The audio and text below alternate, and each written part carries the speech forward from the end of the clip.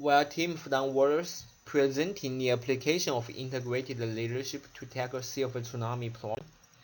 In a sustainable society, the demographics of the population is well distributed.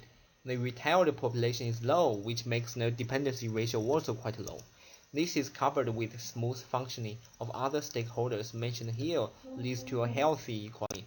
Thanks to recent medical advancements, the longevity of people has gone up. As a result, since 2010, there has been a steep increase in the percentage of population over 65.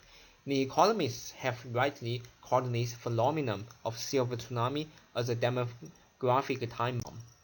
An increase in the retired population has led to a change in sector, with corporations focusing on the aging population, putting a strain on healthcare, government budgets, as well as the NGOs.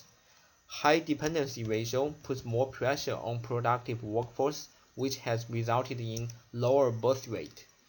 Now, this leads to lower funding in education and a shrinking in labor force for corporations. Moreover, higher savings and increase in non-productive elders results in lower investment. This makes the whole society unsustainable. Here are some example photos from Singapore. Singapore has one of the highest per capita GDP.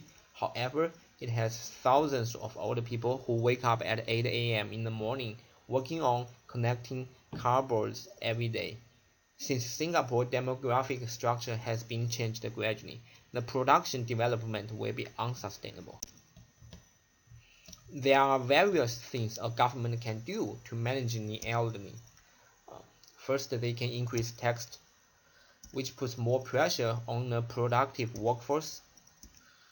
Second, they can increase immigration, which can put strain on infrastructure. Third, they can privatize pension and healthcare system, which will lead to inequality with many people not able to afford healthcare system.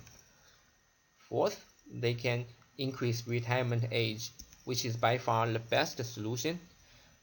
However, because of poor mobility, many old people are not eligible for working.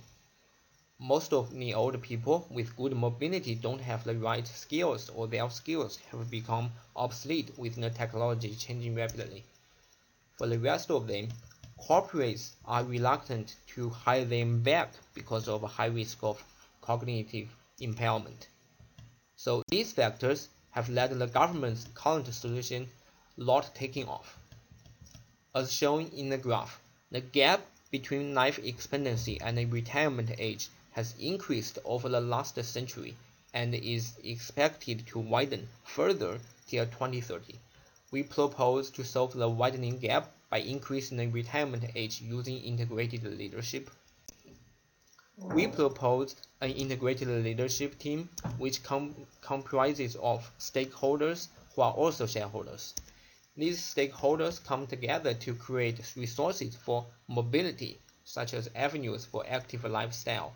For those above 50, they can also create resources for cognitive stability, such as tests that track the cognitive stability year after year.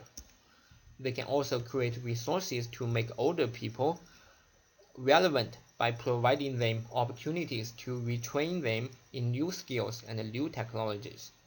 These resources would be made available to anyone in their 40s and 50s by the integrated leadership team, thereby enabling the elders to stay productive. So all stakeholders will be involved in this integrated leadership project. The society would be more sustainable, the aging population will have better welfare, the government will have an increase in labor force and productivity, the healthcare system will have less strain, the education will promote lifelong learning for aging people, the NGOs will have more resources to allocate, the corporations will have more experienced employees, the startups will achieve higher profits. Thank you very much.